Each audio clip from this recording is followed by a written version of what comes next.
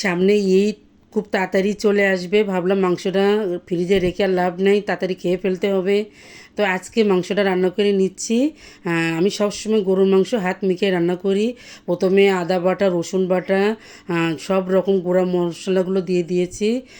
এখানে পেঁয়াজ কুচি, আস্ত রসুন, তেজপাতা, গোটা গরম মশলা এবং পরিমাণ মতো তেল সব কিছু দিয়ে ভালো করে মেখে নেবো। তো একটু হাড়ের পরিমাণটা একটু বেশি, হাতে ফুটে যেতে পারে, এই জন্য হাতা দিয়ে ভালো করে নেড়ে নিচ্ছি। মাংসটা সুন্দর মতো মশলা মিশে আসা পর্যন্ত হাতে মেখে নেব, নিয়ে তারপরে আমি চুলায় বসিয়ে দেব। তো কষানো আগ পর্যন্ত মাংসটা চুলায় হতে থাকবে। এই পর্যায়ে আমি মাংসের কাছে ফিরে আসব। চুলায় বসিয়ে দিয়েছি মাখানো পরে। এই যে এখন মাংসটা দেখতে আসছি চুলার কী অবস্থা। তো এখন এই পর্যায়ে অনেকটা কষানো হয়ে গিয়েছে, গোটা শুকনো মরিচ কেটে দিয়ে আলু দিয়ে দিয়েছি। মানে একটা আলু সুন্দর করে কেটে এর মধ্যে দিয়ে দিলাম। এখন এই মশলার মধ্যে আলুটা এবং মশলাটা শুকিয়ে আসা পর্যন্ত সুন্দর করে কষিয়ে নেব, তেল উঠে আসা পর্যন্ত।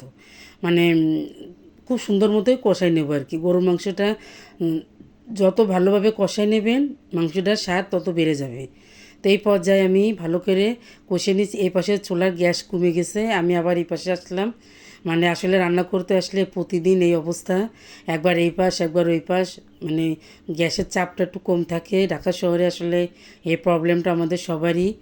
আমরা যারা আপুরা রান্না করি কম বেশি সবারই অভিজ্ঞতা আছে। তো এখন এই পর্যায়ে আমার সুন্দর মতো মাংসটা ভালো করে কষানো হয়ে যাচ্ছে।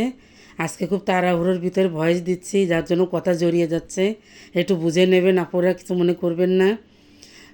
তো যাই হোক, এখন আমার মাংসটা সুন্দর মতো কষানো হয়ে গিয়েছে, অনেকটাই সিদ্ধ হয়ে গেছে, আর বেশি বাকি নাই। তো এখন পরিমাণ মতো একটু ঝোলের পানি দিয়ে দেবো। এ পর্যায়ে আর নাড়াচাড়ার কিছু নাই। এই যে এখন একটু ঝোলের পানি দিয়ে দিচ্ছি, পানিটা একটু কুসুম গরম করে নিয়েছিলাম, গরম করে নিয়ে তাই ঢেলে দিচ্ছি। আর একটু পানি লাগবে, তারপর আর একটু ঢেলে দিলাম। দিয়ে এখন আমি সুন্দর মতো মাংসটা সমান করে নেড়ে চেড়ে ভালো করে ঢাকনা দিয়ে আবারও ঢেকে দেবো তেল উঠে আসা পর্যন্ত। তো এই পর্যায়ে আমার মাংসটা সুন্দর মতো হয়ে আসবে। এখন ঢাকনা দিয়ে ঢেকে দেব, হতে থাকুক বাকিটা। তো ঢাকনা দিয়ে ঢেকে দিলাম। এখন আমি আবারও কিছুক্ষণ পরে মাংসে ফিরে আসব। তো এখন সুন্দর মতো দেখতেই পাচ্ছেন হয়ে গিয়েছে, না বেশি ঝোল রাখবো আর না বেশি ভুনা রাখবো, মানে এই পর্যায়ে মাংসটা আমি কমপ্লিট করে নেব। তো এখন আমি ভাজা গরম মশলা এবং জিরার গুঁড়া করে রেখেছি, সেটা উপর থেকে ছিটিয়ে দিলাম। এটা অবশ্যই আমি দিয়ে রাখি, মাংসই দিয়ে রাখবো।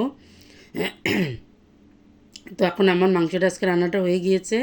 অন্য রান্নাটা আজকে আর শেয়ার করতে পারলাম না। কেমন হয়েছে কমেন্টে জানাবেন। ধন্যবাদ সবাইকে।